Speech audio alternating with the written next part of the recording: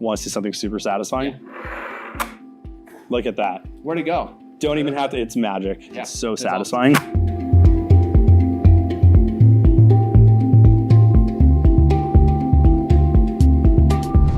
It's finally here, the Steam controller. The original Steam controller came out back in 2015 and was a uniquely designed gamepad for PC gaming. Specifically, its haptic touchpads allowed for mouse-like control and paved the way for how the Steam Deck handles. In turn, the Steam Deck has now informed this new iteration of the Steam controller, so it's very full circle. Let's get this bad boy unboxed. Nick, would you like to do the honors?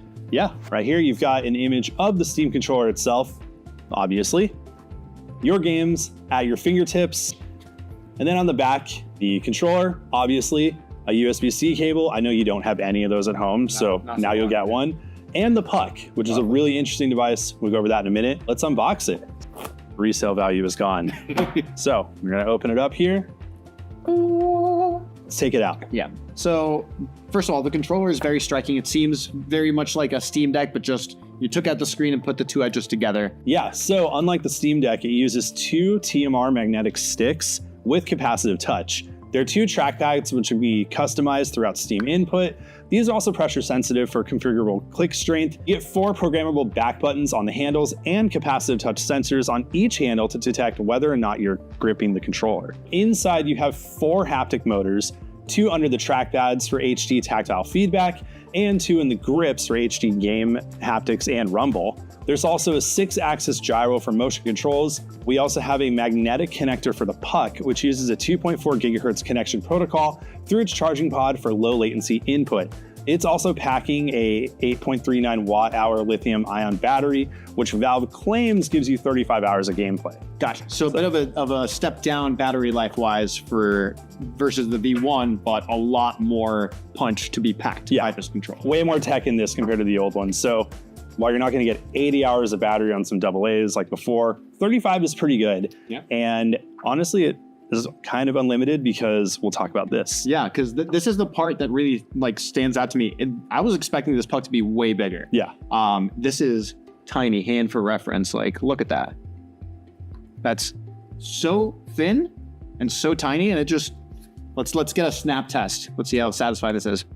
Look at that. That's nice. Shake it around. It's not coming off. It's magnetic. That is very nice. Now, the puck is sort of like a 2-for-1, right? It's essentially like a charging hub, but then it's also a receiver? Yeah. So the puck is a wireless transmitter that provides a fast, stable connection for your Steam controller. It also doubles as a charging station, which easily latches onto the controller magnetically. I'm going to do it again because it's so satisfying. Look at that. I can just drop it on there. I love it. How many controllers can connect to one puck at a time? You can have 4 Steam controllers on one puck. Nice. So let's compare it to the V1 controller, because these are clearly very sort of different profiles. The most obvious thing, you can even see it in the glare right now of the camera. This uses that old, shiny plastic. It just feels light and cheap and kind of feels like a device from 2015 compared to this, which feels hefty. It's about the same weight, and everything feels better here. Yeah, it's more clicky. Tell me how you think. Significantly better. Oh, way better. I do think that the back buttons also are quite interesting, because these, the Steam Deck has sort of like a square format. Yeah. These are circles. I don't know how much of a difference that makes for clickiness, but we'll do a test. It's definitely more comfortable. You just kind of... And then, of course, the biggest difference is, there's no batteries. For batteries here. You can just throw those batteries away. Want to see something super satisfying? Look at that. Where'd it go? Don't even have to. It's magic. Yeah, it's awesome. It's gone. I don't know how magnets work, but I don't either. That's beautiful. Water, fire, air, and dirt. Magnets, how do they work? Now let's compare it to the Steam Deck. This is the Steam Deck, so obviously very similar design philosophies. I mean, obviously you have, a Steam button in the middle here. You don't have a screen. So yeah. If we flip to the back, huge difference here with our back buttons. And then this actually feels a little bit more comfortable than the Steam Deck. Yeah, it's a little bit less square. Yeah. More angled, which is nice. And the joysticks are totally different. These have TMR, those don't. So you won't have any drift, hopefully. This is also, Valve is the first-party company to have TMR in their joysticks. Nobody else has done that. You know, Sony, Microsoft, Nintendo, maybe Eventually one day. be nice that they kind of copied that. It's also nice that the Steam and the, like, I forget what this button's called, but the 3 dots, I was just called 3-dot button. It's actually raised on this controller and it feels so much better. If you've used the Steam Deck a lot, it does feel kind of weird that these are like just flat. And then the trackpad seemed like it's sort of the similar philosophy, same sort of material and technology behind it. So if you've used the Steam Deck, you've definitely used this controller, and I will say that trackpad is super good. The D-pad is an actual D-pad this time, and I know you were very fond of that big circle, but unfortunately that's not coming back. There's a view and a menu button, which if you've used a Steam Deck, that's in there as well. ABXY, pretty standard stuff. This big old Steam button, if you hit it, It's on now. the controller makes noise when you turn it on. That's so cool. And then there's a quick access menu button, which is right here. So if you're using Steam and Big Picture, it just makes it easier. You don't have to. You should never have to use a mouse, which is nice. Talk to me about the bumpers. How do they feel? They're super good.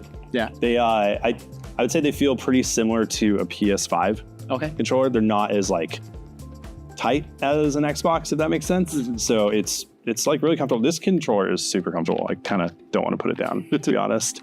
Let's talk about how to set it up. Yeah. First things first, start Steam and press the Steam button to turn on the controller.